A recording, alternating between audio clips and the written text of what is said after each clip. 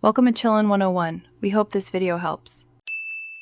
In this video, I will explain how to use Mionesten Tablet, only way.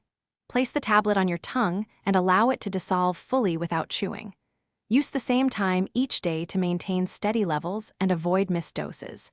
If you miss one, take it as soon as you remember unless it is near your next dose.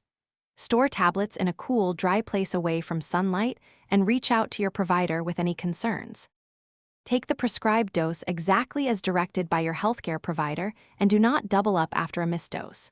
Keep a simple dosing log or use a phone reminder to avoid accidental omissions. Be aware of common side effects and note any changes, reporting them promptly. If you experience severe reactions, seek medical attention right away. Consistent timing and verification of dose help ensure safe. Always keep Mionesten tablets in their original container and away from moisture and heat to preserve potency. Check expiration dates regularly and follow proper disposal methods for expired or unused tablets. Avoid combining with alcohol or other medications unless cleared by your provider, as interactions can change effectiveness. Keep an updated list of all medications to share at appointments and inform your clinician about any supplements you use. Thanks for watching. Consider subscribing if we helped you.